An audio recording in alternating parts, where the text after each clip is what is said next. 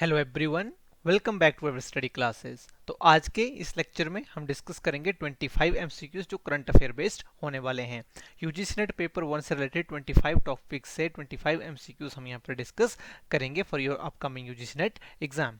तो शुरू करते हैं हमारा आज का डिस्कशन और हमारा फर्स्ट क्वेश्चन है यहाँ पर, with reference to E waste generation arrange the following countries from highest to lowest. So electronic waste generation के हिसाब से आपको कंट्रीज को अरेंज करना है हाईएस्ट टू लोएस्ट।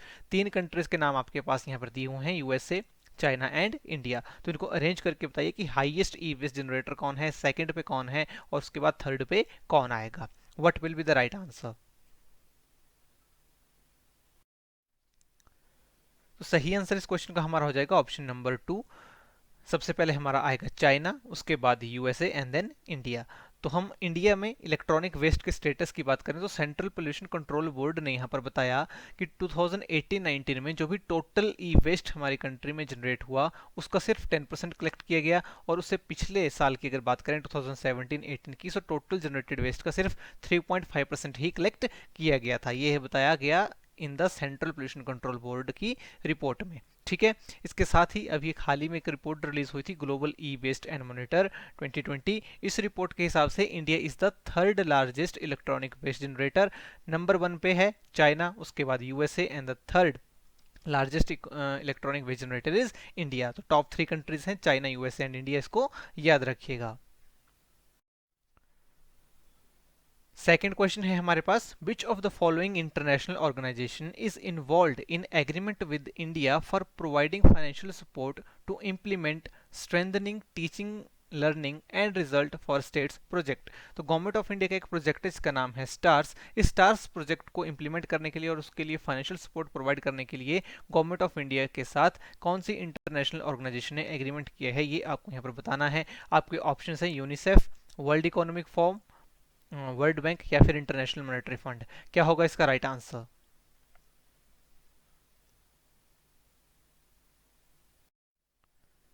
तो सही आंसर इस क्वेश्चन का हमारा हो जाएगा ऑप्शन नंबर 3, वर्ल्ड बैंक। तो याद रखिएगा कि जो स्टार्स प्रोजेक्ट है जिसकी फुल फॉर्म है strengthening teaching learning and result for states, इसको इंप्लीमेंट करने के लिए और फाइनेंशियल सपोर्ट प्रोवाइड करने के लिए वर्ल्ड बैंक ने एग्रीमेंट साइन किया है with the department of economic affairs and ministry of education. So 3 organisation यहाँ पर इन्वॉल्व हैं। 2 यहाँ पर इंडिया की हैं, डिपार्टमेंट ऑफ इकोनॉमिक अफेयर्स जो मिनिस्ट्री ऑफ फाइनेंस के अंडर में आता है, एंड मिनिस्ट्री ऑफ एजुकेशन, और साथ में है international organisation world bank.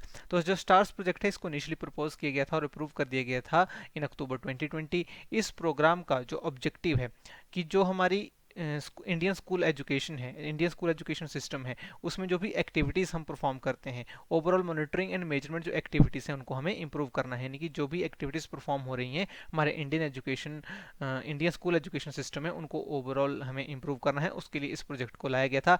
Initially अभी 6 स्टेट्स में इसको इंप्लीमेंट किया जा रहा है। उन स्टेट्स के नाम है हिमाचल प्रदेश, राजस्थान, महाराष्ट्र, मध्य प्रदेश, केरला एंड उड़ीसा। ठीक है, next question is given below are 2 statements. तो 2 स्टेटमेंट्स हमारे पास दी हुई हैं। फर्स्ट स्टेटमेंट है, the second phase of Pradhan Mantri Kaushal Vikas Yojana has been launched recently in 600 districts across all states of India. And second statement is the focus of new phase is on new age and covid related skills. तो बताइए क्या होगा इसका right answer? क्या ये दोनों statement सही हैं, दोनों गलत हैं, स्टेटमेंट फर्स्ट करेक्ट है या फिर स्टेटमेंट 2 करेक्ट है?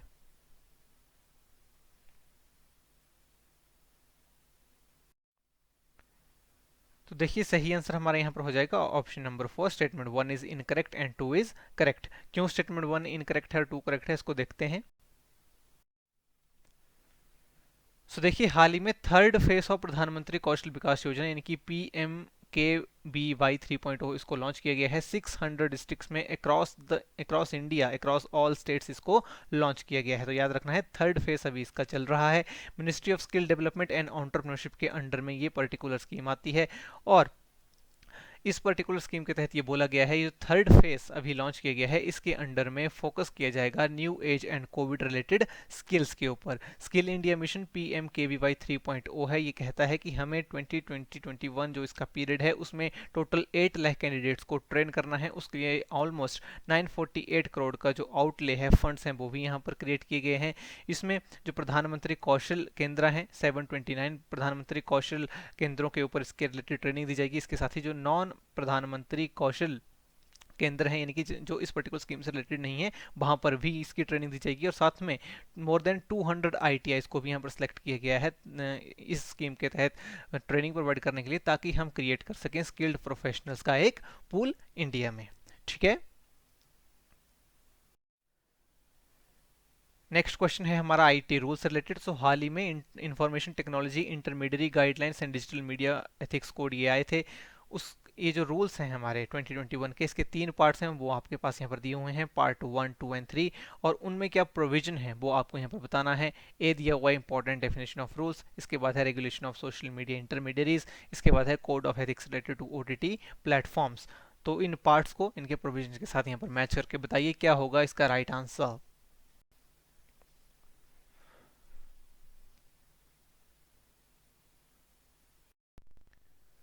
तो सही जवाब हमारा यहाँ हो जाएगा ऑप्शन नंबर 1। तो बिल्कुल ही इनके सामने ही इनके आंसर्स दिए हुए थे।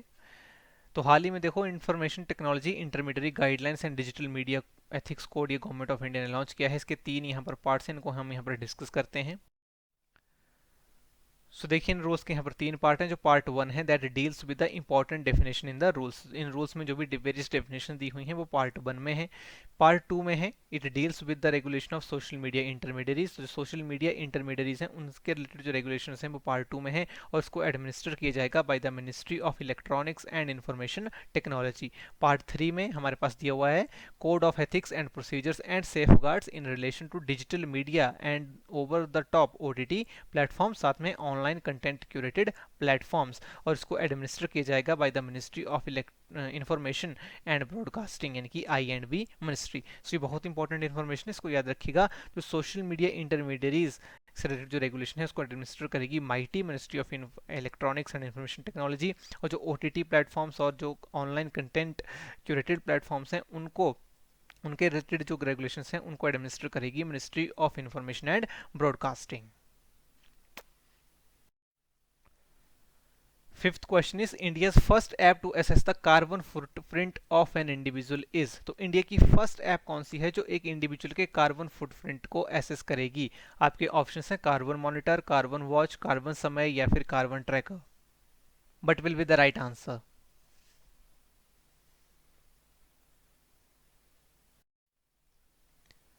तो सही आंसर हमारा इसका हो जाएगा ऑप्शन नंबर 2, कार्बन वॉच। तो कार्बन वॉच इंडिया की फर्स्ट ऐप है जो असेस करेगी carbon footprint of an individual. Carbon footprint होता क्या है? कार्बन फुटप्रिंट क्या है? Is the amount of green house gases specially carbon dioxide release into atmosphere bye particular human activity. कि कितनी ग्रीन हाउस गैसेज हम रिलीज कर रहे हैं by in human activity into the environment, especially इसमें carbon dioxide को count किया जाता है, तो उसको हम कार्बन फुटप्रिंट बोल देते हैं। सो एक पर्टिकुलर इंडिविजुअल अपनी एक्टिविटी से कितना कार्बन, कितनी ग्रीन हाउस गैसेज रिलीज करेगा एनवायरमेंट में, उसको मेजर करने के लिए जो ऐप बनाई गई है उसका नाम है कार्बन वॉच। सो चंडीगढ़ फर्स्ट यहाँ पर यूनियन टेरिटरी बन गई है जिसने इस ऐप को लॉन्च कर दिया है चंडीगढ़ में। अभी किसी स्टेट ने नहीं किया, इसलिए यहाँ पर लिखा हुआ है स्टेट और यूनियन टेरिटरी। तो अभी भारत में पहली स्टेट या यूनियन टेरिटरी, ठीक है, यानी कि किसी स्टेट ने लॉन्च नहीं की, इसलिए यहाँ पर दोनों को लिखा जा रहा है, स्टेट और यूनियन टेरिटरी। सो चंडीगढ़ फर्स्ट यहाँ पर स्टेट और यूनियन टेरिटरी बन गई है इंडिया में जिसने लॉन्च कर दिया है कार्बन वॉच ऐप को, जो एक इंडिविजुअल के कार्बन फुटप्रिंट को मेजर करेगी। तो इस ये जो ऐप है, इस ऐप में एक पर्सन को करना क्या होगा? जब आप इस ऐप को डाउनलोड करेंगे तो वहां पर आपको फिल करनी होंगी अपनी डिटेल्स 4 कैटेगरीज में, और ये 4 कैटेगरीज हैं water, energy, waste and transport. यानी कि आप कितना वाटर एक दिन में इस्तेमाल कर रहे हो, कितनी एनर्जी यूज कर रहे हो, कितना वेस्ट करते हो, ट्रांसपोर्ट आपकी एक्टिविटीज जो है वो कितनी है। इस डेटा को इसमें ऐड करने के बाद ये ऐप आपको बता देगी आपका इंडिविजुअल जो कार्बन फुटप्रिंट है वो कितना है। ये माना जाता है कि जो क्लाइमेट चेंज है उस और जो एक्सट्रीम वेदर इवेंट्स हैं उसका सबसे ज़्यादा जो इम्पैक्ट है वो होता है वल्नरेबल पीपल्स के ऊपर, यानी कि चिल्ड्रन, सीनियर सिटीजन जिनमें कोई कोमोर्बिडिटीज़ हैं उनके ऊपर इसका काफ़ी ज़्यादा इफेक्ट होता है। और क्लाइमेट चेंज हमें ओवरऑल पूरे ग्लोब में एक मेजर प्रॉब्लम जो है वो देखने को मिल ही रही है। क्लाइमेट चेंज से काफ़ी ज़्यादा प्रॉब्लम्स जो है वो हो रही हैं। तो एक काफ़ी अच्छा इनिशिएटिव है जिससे एक इंडिविजुअल ये पता कर पाएगा कि मैं खुद कितना पोल्यूट कर रहा हूँ एनवायरनमेंट को, मेरा खुद का कार्बन फुटप्रिंट कितना है, और इससे रिलेटेड वो फिर एक्शंस भी ले सकता है अपने कार्बन फुटप्रिंट को डिक्रीज करने के लिए। इसलिए इस ऐप को लॉन्च किया गया है जिसका नाम है कार्बन वॉच। बहुत इंपॉर्टेंट है, इसको याद रखिएगा। नेक्स्ट क्वेश्चन इज, दो स्टेटमेंट्स आपके पास दी हुई हैं। फर्स्ट स्टेटमेंट है the united nations observes March 21 as international day of forest, commemorating the green cover around the world and reiterating its importance. Statement 2 is the theme of 2021 is forest restoration, a path to recovery and well-being. बताइए क्या होगा इसका right answer. कि ये दोनों statement सही हैं, दोनों गलत हैं, स्टेटमेंट 1 करेक्ट है या फिर सिर्फ स्टेटमेंट 2 करेक्ट है।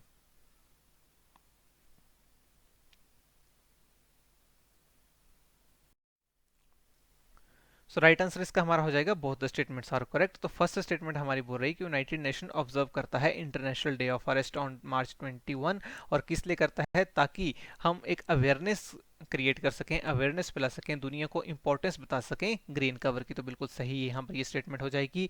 2021 की जो हमारी थीम थी वो थी forest restoration, a path to recovery and wellbeing. तो इसको आपको याद रखना है। और ये जो थीम है इसको लिंक किया गया था यूएन के एक विजन के साथ। यूएन ने डिसाइड किया है कि ये जो डेकेड है 2021 टू 2030, इसको हम डिक्लेयर करेंगे UN decade on ecosystem restoration, जिसका पर्पस है कि जो भी इकोसिस्टम को हमने डैमेज किया है उस इकोसिस्टम का हम रिवाइवल करेंगे, इकोसिस्टम को दोबारा से रिस्टोर करेंगे और उसको प्रोटेक्ट करेंगे। तो इस जो ये जो थीम है, ये जो डेकेड के ऊपर पूरी थीम रखी हुई है यूएन ने इकोसिस्टम रेस्टोरेशन, इसके साथ ही लिंक करके इस 2021 की थीम को बनाया गया था फॉरेस्ट रेस्टोरेशन। ठीक है। Next question is, the QS World University Ranking by Subject 2021 cover a total of 51 disciplines grouped into 5 broad subject areas. Which of the following are not one of those? Which of the following are one of those areas? Not नहीं है, sorry. So which of the following are one of those areas? तो कौन से वो areas हैं आपको बताना है। ब्रॉडर जो सब्जेक्ट एरियाज हैं क्यूएस वर्ल्ड यूनिवर्सिटी रैंकिंग में, arts and humanities, life sciences and medicine, medical technology and dentistry, social sciences and management, commerce and economics. What will be the right answer? A B C only, A B D only, B C D only, या फिर A B C D and ई?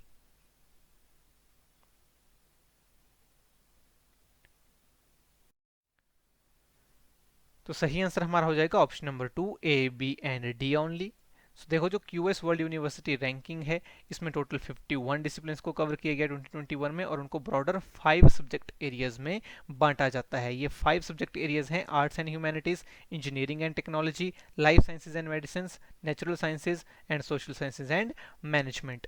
इसमें medical technology and dentistry नहीं है, commerce and economics नहीं है। 5 broad categories की बात हो रही है, डिसिप्लिन्स की नहीं, याद रखना। 5 ब्रॉड एरियाज में ये दोनों नहीं आएंगे। ये 5 ब्रॉड एरियाज हैं क्यूएस वर्ल्ड यूनिवर्सिटी रैंकिंग के। इसलिए जब हम सी और ई को हटा देंगे तो हमारे पास बच जाएगा ए बी डी ओनली।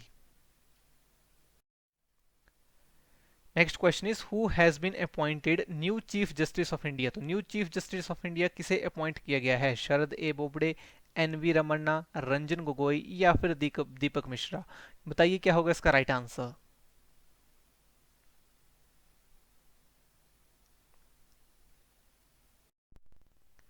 तो सही आंसर हमारा हो जाएगा option number 2, N V Ramana. तो हमारे जो चीफ जस्टिस ऑफ इंडिया थे इससे पहले शरद ए बोबडे जी, उन्होंने रिकमेंड किया कि जस्टिस एन वी रमन्ना होंगे next chief justice of India. तो क्या प्रोसीजर होता है चीफ जस्टिस ऑफ इंडिया को अपॉइंट करने का? तो जो चीफ जस्टिस रिटायर हो रहे होते हैं वो रिकमेंड करते हैं जो नेक्स्ट सीनियर मोस्ट जज होता है सुप्रीम कोर्ट का, वो बनते हैं चीफ जस्टिस ऑफ इंडिया। यही प्रोसीजर है कि जब एक chief justice of India retire होंगे तो उसके बाद जो भी सीनियर मोस्ट जज होंगे सुप्रीम कोर्ट में वो बन जाएंगे next chief justice of India. Important आपके लिए यहाँ पर जानना है कि जो हमारा कॉन्स्टिट्यूशन है, कॉन्स्टिट्यूशन में कोई स्पेसिफिक प्रोविजन नहीं दिया हुआ है regarding the appointment of chief justice of India. जो आर्टिकल 124(1) है इंडियन कॉन्स्टिट्यूशन का, वो कहता है कि there shall be supreme court of India consisting chief justice of India. ठीक है। नेक्स्ट क्वेश्चन इज असर्शन है notwithstanding the economic slowdown due to कोविड-19 pandemic emission of major green house gases increase in 2019 and 2020 and reason यहाँ पे कह रहे हैं कि sea level has been recently been rising at a higher rate partially due to increased melting of the ice sheets in Greenland and Antarctica. So आपको बताना है कि इसका सही जवाब क्या होगा.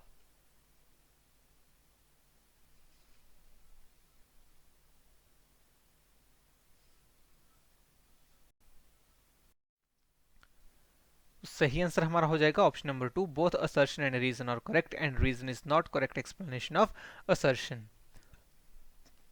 सो देखिए जो दोनों ही हमारे पास स्टेटमेंट दी हुई हैं असर्शन और रीजन की फॉर्म में इंडिपेंडेंटली, ये दोनों स्टेटमेंट बिल्कुल सही है, लेकिन जो रीजन है वो करेक्टली एक्सप्लेन नहीं करता है असर्शन को, इसलिए हमारा आंसर यहाँ पर ऑप्शन नंबर 2 होगा.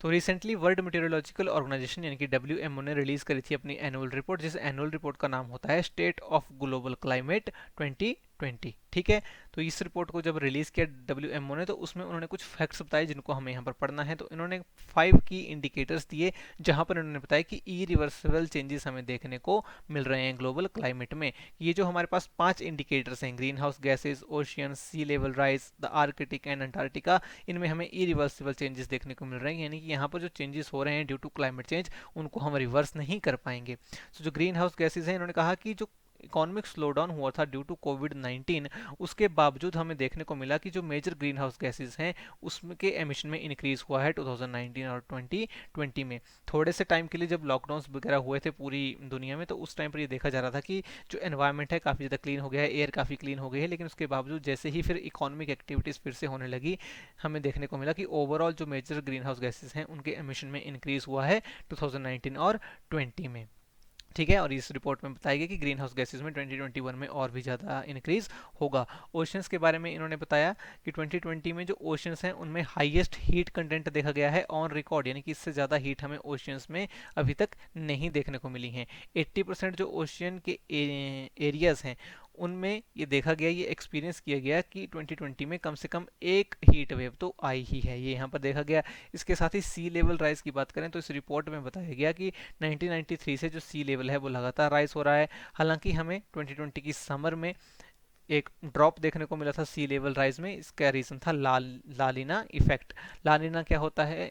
ये एक ऐसा क्लाइमेट फिनोमिना होता है जिसमें जो ओशियन का जो सरफेस है वो कूल हो जाता है, जिसकी वजह से हमें सी लेवल राइज में थोड़ा सा ड्रॉप जो है वो देखने को मिला था. और जो सी लेवल राइज हो रहा है, जो रिसेंटली इसमें हमें जो राइज देखने को मिल रहा है, उसका कहीं ना कहीं जो कारण है वो मेल्टिंग ऑफ आइस भी है. जो आइस मेल्ट हो रही है ग्रीनलैंड और अंटार्कटिका में, सो पार्शियल रीजन हमें इसका ये भी देखने को मिलता है.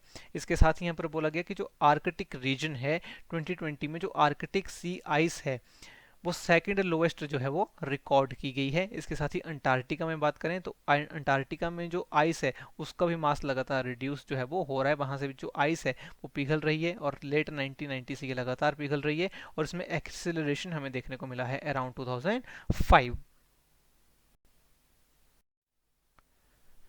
Next question is Dash is aimed at meeting the diverse national and global challenges of present and future and help the students to imbibe 21st century skills along with India's tradition, culture and value system. So आपको यहाँ पर बताना है कि कौन सा ऐसा initiative है जो लॉन्च किया गया है by the government of India, जो आज के और फ्यूचर के जो नेशनल और ग्लोबल चैलेंजेस हैं उनको ध्यान में रखते हुए इक्विप करेगा स्टूडेंट्स को with the 21st century skills along with India's tradition, culture and value system. Nishtha, Manodarpan, Shreyas या फिर सार्थक.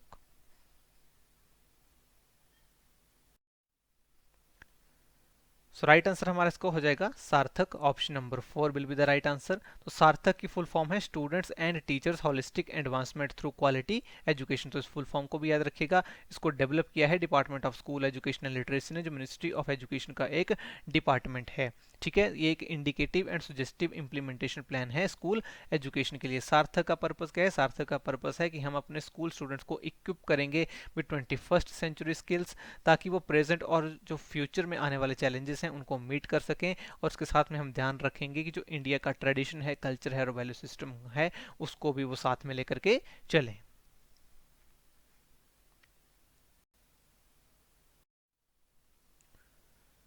Next question is, the Ministry of Skill Development and Entrepreneurship has launched a SEAM portal to help skilled people to find sustainable livelihood opportunities. What is the full form of ASEAM? So ASEAM की आपको यहाँ पर full form बतानी है. आपके options हैं Atmanirbhar skilled employ efficiency mapping, option 2 is Atmanirbhar skilled employ employer mapping, third is Atmanirbhar skilled employer efficiency mapping, and fourth is Atmanirbhar sufficient employee efficiency mapping. What will be the right answer?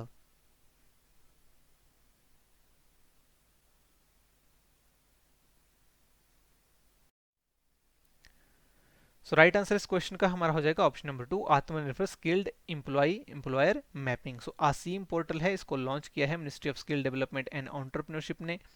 इसकी full form है, बहुत important है, इसको याद रखिएगा, आत्मनिर्भर skilled employ employer mapping. इसका portal है कि जो स्किल्ड पीपल हैं वो फाइंड कर सकें सस्टेनेबल लाइवलीहुड अपॉर्चुनिटीज. इस पोर्टल पे होगा क्या, जो भी एम्प्लॉयज़ हैं और एम्प्लॉयर हैं उनकी स्किल की मैपिंग की जाएगी. यानी कि इस पोर्टल के ऊपर आपको वेरियस एम्प्लॉयर्स के बारे में डिटेल मिलेगी, वेरियस एम्प्लॉयज़ के बारे में जो है वो डाटा वहाँ पर मिल जाएगा. तो जो एम्प्लॉयज़ होंगे वो उस पोर्टल पर जाकर के चेक कर सकेंगे कि उनकी जो स्किल्स है उनके हिसाब से उनको कहाँ पर जॉब मिल सकती है, कहाँ पर उनको अपॉर्चुनिटी मिल सकती है काम करने की. इसके लिए इस पर्टिकुलर पोर्टल को गवर्नमेंट ने यहाँ पर लॉन्च किया है और ये ministry of skill development and entrepreneurship का एक पोर्टल है, ये भी आपको यहाँ पर याद रखना है. Next question is, what is ocean rewilding? Ocean rewilding क्या होती है ये आपको बताना है. ऑप्शन नंबर 1 है restoring it's natural uncultivated state, second is desalination of water, third is destroying the coral reefs, and fourth option is displacement of ocean life. What will be the right answer?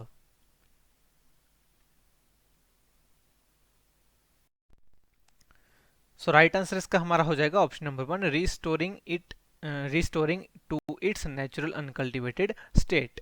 तो rewilding इस word का मतलब क्या होता है? इस word का मतलब ही है कि किसी पर्टिकुलर चीज़ को जो डिस्ट्रॉय हो चुकी है, जो अपने नेचुरल स्टेट में नहीं है, उसको दोबारा रिस्टोर करना उसकी नेचुरल अनकल्टिवेटेड स्टेट में. ठीक है, तो ओशन रीवाइल्डिंग ये जो कंसेप्ट है ये एक्सपेक्ट किया जा रहा है कि इसको डिस्कस किया जाएगा COP 26 में जो होने वाली है ग्लासगो यूनाइटेड किंगडम में नवंबर में. इसमें 68 यूरोपियन ऑर्गेनाइजेशन का नेटवर्क जो है वो काम कर रहा है इस पर्टिकुलर एरिया में. तो ओशन रीबिल्डिंग के लिए किया क्या जाएगा कि जो भी प्लांट्स की स्पीशीज हैं, एनिमल लाइफ है, उसको दोबारा से इंट्रोड्यूस किया जाएगा ओशंस में, ताकि उनको उनकी नेचुरल स्टेट में वापस लेकर के आ जा सके. कहीं ना कहीं जो ओशंस हैं वो भी काफ़ी ज़्यादा डिस्ट्रॉय हो रहे हैं, उनकी भी जो नेचुरल स्टेट है वो वैसी नहीं रही है जैसे पहले हुआ करती थी due to the human interference. तो उसको दोबारा से रिस्टोर करने का प्रयास है, उसी कंसेप्ट को यहाँ पर बोला जा रहा है ओशन रीवाइल्डिंग. ठीक है. Next question is, Ministry of Tribal Affairs have signed memorandum of undertaking with which organization on a joint initiative for digital transformation of tribal schools? तो ट्राइबल स्कूल्स की डिजिटल ट्रांसफॉर्मेशन के लिए ministry of tribal affairs ने कौन सी organisation के साथ MOU sign किया है, ये आपको यहाँ पर बताना है. आपके ऑप्शंस हैं गूगल, माइक्रोसॉफ्ट, एडोब या फिर स्पेस एक्स.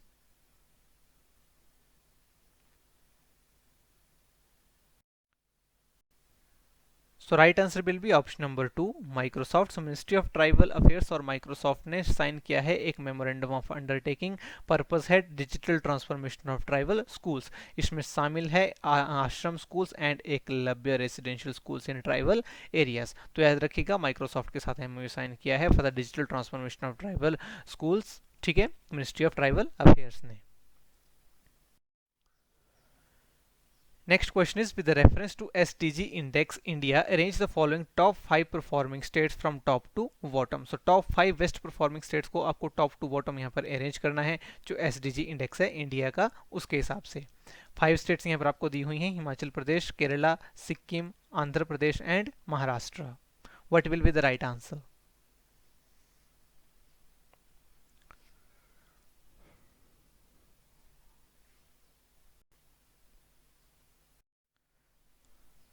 राइट आंसर हमारा इसका हो जाएगा BADC&E. तो SDG इंडिया जो ये इंडेक्स है इसको लॉन्च करता है नीति आयोग, और इसको डेवलप करते हैं with the collaboration of United Nations in India. तो जो UN इंडिया है उसके साथ में मिलकर के इस पर्टिकुलर इंडेक्स को डेवलप किया जाता है, उसको रिलीज करता है नीति आयोग. तो इसमें जो भी स्टेट्स हैं और यूनियन टेरिटरीज हैं उनकी जो परफॉर्मेंस है सस्टेनेबल डेवलपमेंट गोल्स को अचीव करने में, उनको यहाँ पर मेजर किया जाता है इन 115 115 इंडिकेटर्स में, ठीक है।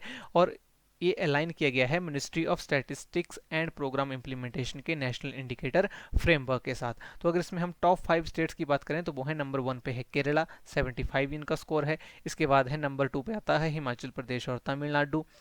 थर्ड नंबर पे है आंध्र प्रदेश, गोवा, कर्नाटका एंड उत्तराखंड। और फोर्थ पे है सिक्किम एंड फिफ्थ पे है Maharashtra. And these are the bottom 5 states, ठीक है। तो इसलिए हमारा राइट आंसर यहाँ पर हो जाएगा B, A, D, C and E. Next question is the World Environment Day 2021 celebrated on June 5th 2021 with a theme of, यानी कि थीम क्या थी वर्ल्ड एनवायरनमेंट डे 2021 की, ये आपको यहाँ पर बताना है। आपके ऑप्शंस हैं ecosystem restoration, celebrate biodiversity, beating air pollution या फिर beating plastic pollution. What will be the right answer?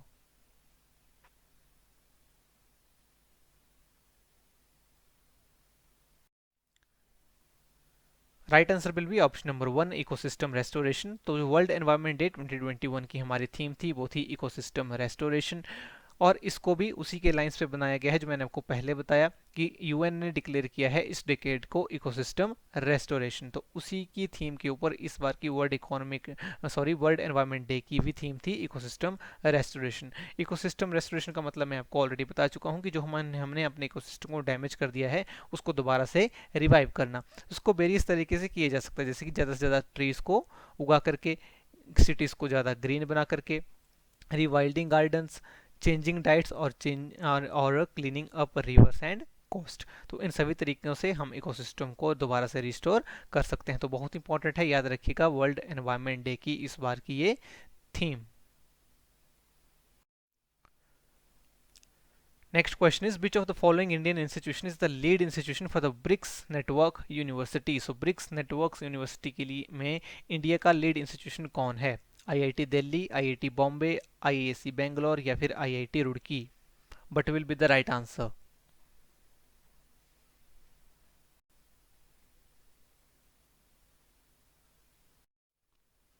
Right answer will be option number 2 IIT Bombay. So BRICS network university एक नेटवर्क क्रिएट किया गया है। It's a union of higher education institution of 5 BRICS member countries, जिसका purpose है कि education cooperation को increase करेंगे among the BRICS countries और जो रिसर्च एंड इनोवेशन है उसको प्रमोट करेंगे। ब्रिक्स कंट्रीज में कौन कौन सी कंट्रीज आती हैं? बी से ब्राजील, आर से रशिया, आई से इंडिया, सी से चाइना एंड एस से साउथ अफ्रीका। तो इंडिया की तरफ से जो लीड इंस्टीट्यूशन है इसमें ब्रिक्स नेटवर्क यूनिवर्सिटी में, दैट इज आईआईटी बॉम्बे। इसको आपने याद रखना है। Next question is given below are two statements. Statement 1 है Earth overshoot day marks the date when humanity's demand for ecological resources and services in a given year exceeds what earth can regenerate in that year. Second statement is in 2021 earth overshoot day was observed on 22nd of August. So what will be the right answer? तो ये दोनों statement सही हैं, दोनों गलत हैं। Statement 1 correct है या फिर स्टेटमेंट 2 करेक्ट है?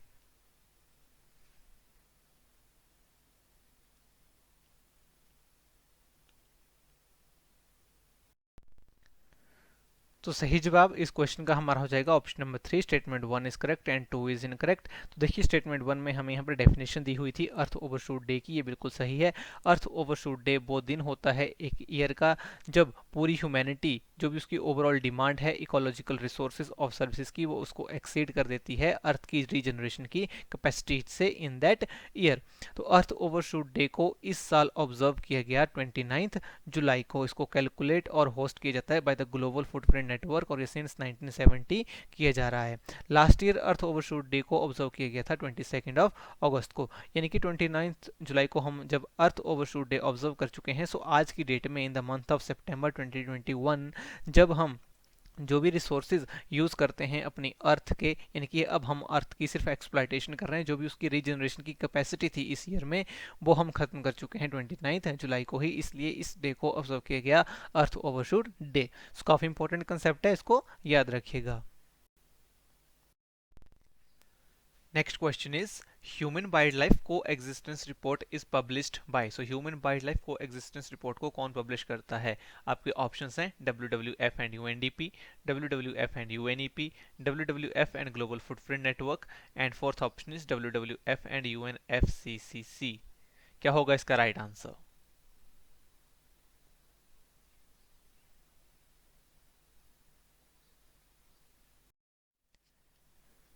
Right answer will be option number 2, WWF and UNEP.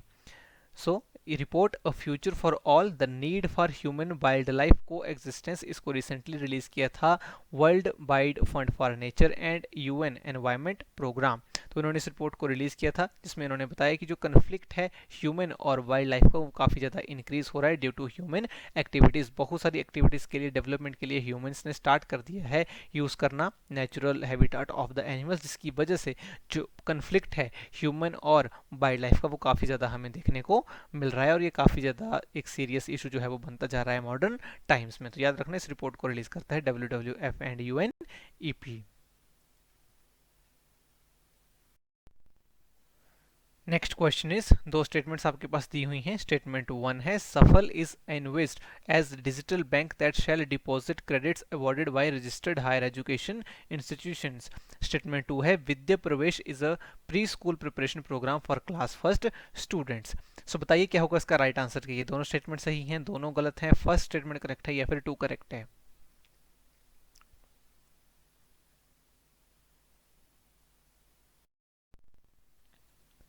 So right answer will be option number 4. Statement 1 is incorrect and 2 is correct. Statement 1 incorrect क्यों हो जाएगी? क्योंकि जो फर्स्ट स्टेटमेंट हमारे पास दी हुई है ये सफल से रिलेटेड नहीं है. This is related to the Academic Bank of Credit. Academic Bank of Credit क्या है? ये एक डिजिटल बैंक होने वाला है जिसको लॉन्च कर दिया गया है, जिसमें जो भी हाँ, आप कोर्सेज करेंगे किसी भी एजुकेशनल इंस्टीट्यूशन में, वहाँ पर जो भी आपको क्रेडिट अवार्ड किए जाएंगे वो यहाँ पर डिपॉजिट हो जाएंगे. जब आप किसी और एजुकेशनल इंस्टीट्यूशन में जाएंगे वहाँ पर चेंज करेंगे तो वहाँ पर आपको काफ़ी ज़्यादा आसानी होगी क्योंकि आपके जो क्रेडिट्स हैं वो भी वहाँ पर ट्रांसफ़र हो जाएंगे. सो एकेडमिक बैंक ऑफ क्रेडिट्स में स्टूडेंट्स के जो भी क्रेडिट्स हैं जो वो अर्न करेंगे by successfully completing a particular course वो वहाँ पर स्टोर हो जाएंगे. और विद्या प्रवेश जो है ये एक प्री स्कूल प्रिपरेशन प्रोग्राम है जो क्लास फर्स्ट के स्टूडेंट्स के लिए लॉन्च किया गया है. ये एक 3 मंथ प्ले मॉड्यूल रहेगा चिल्ड्रन के लिए जो उनको प्रिपेयर करेगा स्कूल्स के लिए. जो सफल है, सफल की फुल फॉर्म है structured assessment for analysing learning, जो एक कॉम्पिटेंसी बेस्ड असेसमेंट है फॉर ग्रेड 3, 5 एंड 8. तो इसलिए हमारी स्टेटमेंट 1 जो है वो इनकरेक्ट हो जाएगी और 2 करेक्ट हो जाएगी. सो इन इनिशिएटिव्स को लॉन्च किया गया था by our prime minister on the completion of 1 year of national education policy 2020. तो ये सारे इनिशिएटिव जो थे वो उस टाइम पर लॉन्च किए गए. Vidya Pravesh, launch of Indian sign language as a subject, launch of Nishtha 2.0, launch of Safal, launch of website artificial intelligence for public awareness, launch of academic bank of credit and multiple entry exit, launch of first year engineering programs in regional languages. इसके साथ ही guidelines issue करी गई internationalisation of higher education की, और साथ में launch of national digital education architecture and national education technology forum, इन सभी को भी यहाँ पर उस दिन लॉन्च किया गया था. Next question is, the Environment Ministry has notified the Plastic Waste Management Amendment Rules 2021, which prohibit specific single-use plastic items which have low utility and high littering potential from the year of. So कौन से year से जो single use plastic है वो ban होने जा रहा है इंडिया में, ये आपको यहाँ पर बताना है. हाई लिटरिंग पोटेंशियल मटेरियल का होता है. हाई लिटरिंग पोटेंशियल का मतलब है जो काफ़ी ज़्यादा हार्मफुल हो ओवरऑल हेल्थ के लिए, ह्यूमंस की भी और एनवायरनमेंट की भी. आपके ऑप्शन है 2022, 2025, 2028 या फिर 2030.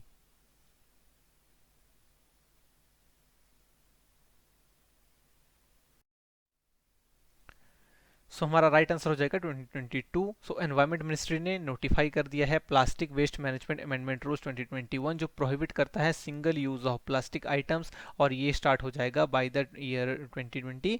तो इसमें क्या क्या बैन होगा? Manufacturing, import, stocking, distribution, sales and use of identified single use plastic. जो सिंगल यूज प्लास्टिक है, जिस प्लास्टिक का हम इस्तेमाल सिर्फ एक ही बार करते हैं, उसकी मैन्युफैक्चरिंग, उसको इंपोर्ट करना, स्टॉक करना, डिस्ट्रीब्यूशन करना, सेल करना, ये सब कुछ बैन हो जाएगा विद द इफेक्ट फ्रॉम 1 जुलाई 2022. तो डेट काफ़ी इंपॉर्टेंट है, इसको याद रखिएगा. सिंगल यूज प्लास्टिक होता क्या है? सिंगल यूज प्लास्टिक वो प्लास्टिक होता है जिसको हम सिर्फ एक बार में ही यूज़ करते हैं. जो डिस्पोजेबल प्लेट्स, वाटर्स, कप्स जो हम यूज़ करते हैं ना, जिसको एक बार यूज़ करने के बाद हम उसको फेंक देते हैं, उसी को हम कहते हैं सिंगल यूज प्लास्टिक. और ये इंडिया में बैन हो जाएगा completely with the effect from 1 July 2022. Next question is, in the Kigali Agreement, HFC use has to be curtailed by at least 85% before of the middle of this century. India has to achieve this target. Why? So India को ये target कब achieve करना है हाइड्रोफ्लोरोकार्बन्स को cartel करने का by at least 85%। आपके option है 2030, 2036, 2047 या फिर 2060, but with the right answer.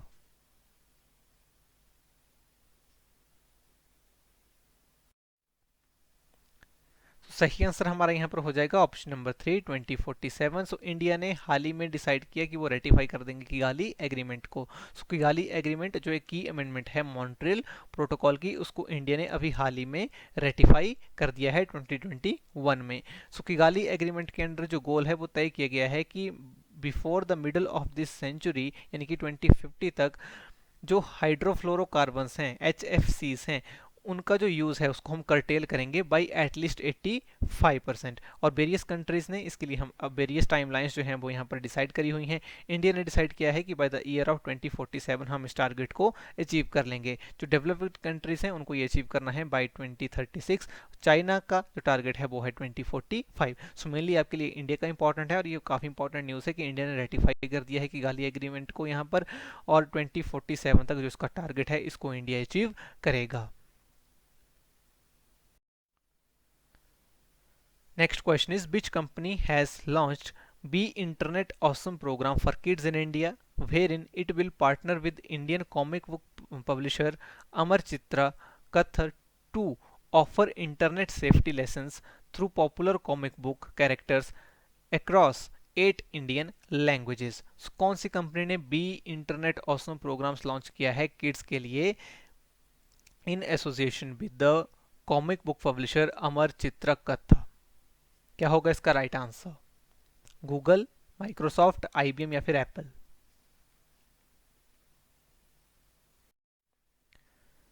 तो सही आंसर इसका हो जाएगा option number 1, Google. So Google ने लॉन्च किया है be internet awesome program for kids in India. India के जो किड्स हैं उनके लिए we internet awesome programme launch किया है और इसमें उन्होंने पार्टनर हैं उनके इंडिया के एक comic book publisher Amar Chitra कथा, जो ऑफर करेंगे internet safety lessons through popular comic book characters. जो कॉमिक्स में जो कैरेक्टर्स होते हैं उन कैरेक्टर्स के थ्रू इंटरनेट सेफ्टी लेसन्स को यहाँ पर बताया जाएगा किड्स को, और ये 8 इंडियन लैंग्वेजेस में यहाँ पर अवेलेबल होगा। सो याद रखिएगा कंपनी का नाम है Google.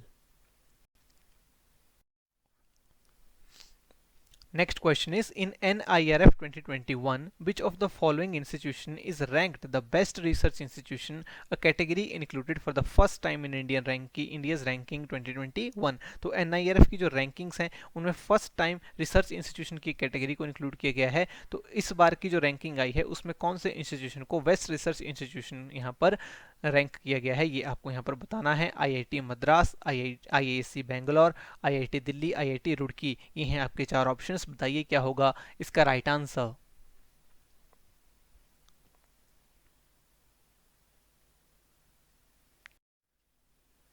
So right answer will B IISc Bangalore. तो बेस्ट रिसर्च इंस्टीट्यूशन की कैटेगरी में जिस इंस्टीट्यूशन में टॉप किया है वो है Indian institute of science Bangalore. तो देखिए NIRF रैंकिंग जो 2021 आई है उसमें ओवरऑल कैटेगरी में हम बात करें तो उसमें IIT मद्रास ने टॉप किया है, उसके बाद आएगा IISc Bangalore, then IIT Bombay. ये है top 3 higher education institution in overall category. Specific universities में हम बात करें तो उसमें आएगा IISc बेंगलुरु, इसने टॉप किया है इस पर्टिकुलर कैटेगरी में। रिसर्च इंस्टीट्यूशन की एक अलग कैटेगरी को इस बार इंट्रोड्यूस किया गया इस रैंकिंग में, जिसमें टॉप किया है IISc बेंगलोर ने। ठीक है, कॉलेजेस में फर्स्ट पोजीशन पे है मिरांडा कॉलेज, ठीक है। इंजीनियरिंग में है IIT मद्रास, मैनेजमेंट में है Indian institute of management Ahmedabad, medical में है एम्स न्यू दिल्ली, फार्मेसी में है जामिया हमदर्द, आर्किटेक्चर में IIT रुड़की, लॉ में है national law school of India university Bangalore, and dental colleges में बात करें तो उसमें है Manipal college of dental sciences. ठीक है, तो फर्स्ट पोजीशन तो आपको कम से कम पता होनी ही चाहिए इन सभी कैटेगरीज की। नेक्स्ट क्वेश्चन है the cabinet committee on economic affairs has approved the school education programme Samagra Shiksha 2.0 till which of the following financial year. So cabinet committee on economic affairs ने रिसेंटली अप्रूव कर दिया है समग्र शिक्षा 2.0। कौन से ईयर, कौन से फाइनेंशियल ईयर तक इसको अप्रूव किया गया है, ये आपको यहाँ पर बताना है। 2023-24, 2024-25, 2025-26 या फिर 26-27। But will be the right answer.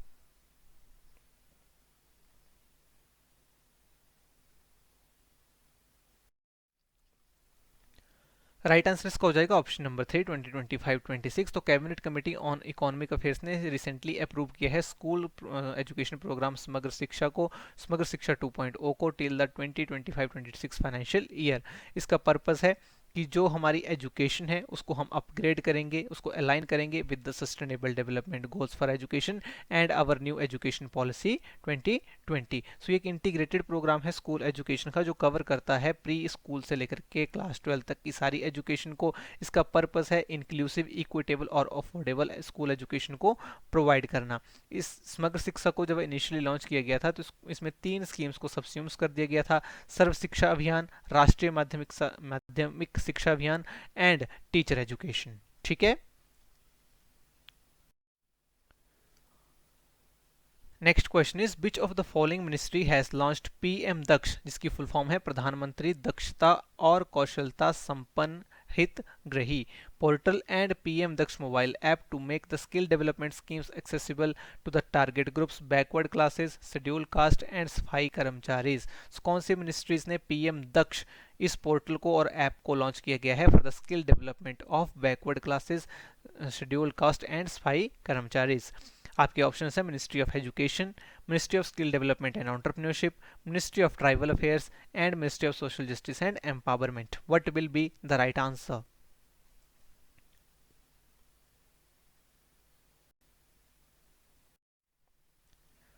So right answer इसका हमारा हो जाएगा option number 4, ministry of social justice and empowerment. तो ministry of social justice and empowerment ने एक पोर्टल और एक ऐप लॉन्च करी जिसका नाम है पीएम दक्ष। इसका एक पोर्टल भी बनाया गया और एक ऐप भी। इसकी फुल फॉर्म आपको याद रखनी है, प्रधानमंत्री दक्षता और कौशलता संपन्न हितग्राही। इस पर्टिकुलर स्कीम का पर्पस है जो स्किल डेवलपमेंट स्कीम्स है गवर्नमेंट ऑफ इंडिया की, उसका एक्सेस मिले। और इसमें टारगेट ग्रुप कौन रखा गया है? Backward classes, schedule caste and सफाई कर्मचारीज। तो मिनिस्ट्री का नाम बहुत यहाँ पर इंपॉर्टेंट है। यहाँ पर मिनिस्ट्री ऑफ एजुकेशन नहीं है, ministry of skill development and entrepreneurship नहीं है। Right answer will B ministry of social justice and empowerment. Last question है हमारा आज का। यहाँ पर आपको 2 स्टेटमेंट्स दी हुई हैं। फर्स्ट स्टेटमेंट है world ozone day is observed on September 16 every year to spread awareness among people about the depletion of ozone layer and find possible solution to preserve it. और स्टेटमेंट 2 दी गई है the theme of 2021 was Montreal protocol keeping us our food and vaccines cool.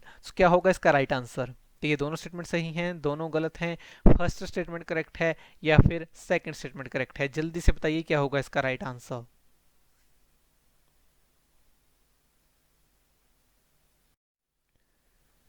Right answer will be option number 1, both the statements are correct. So world ozone day को observe किया जाता है every year on September 16। Purpose है कि जो ozone layer की depletion हो रही है उसके बारे में लोगों को अवेयर करा जाए, अवेयरनेस स्प्रेड करी जाए इसके बारे में, और जो भी पॉसिबल सॉल्यूशंस लिए जा सकते हैं इसको प्रिजर्व करने के लिए वो हम लें।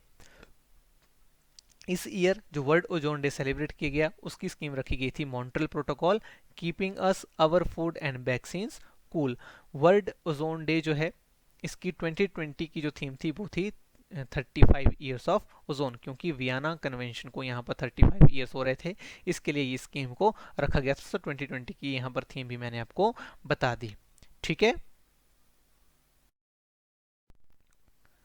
सो ये था हमारा आज का लेक्चर जिसमें हमने 25 एमसीक्यूज को डिस्कस किया जो करंट अफेयर बेस्ड थे। आई होप आपको इस सेशन काफ़ी पसंद आया होगा और आपने इससे बहुत कुछ सीखा होगा। अगर आपको ये सेशन पसंद आया है इसे ज़रूर लाइक करें। पीडीएफ अगर आपको इसको चाहिए तो आपको टेलीग्राम चैनल से मिल जाएगी। Thanks for joining, wish you all the very best.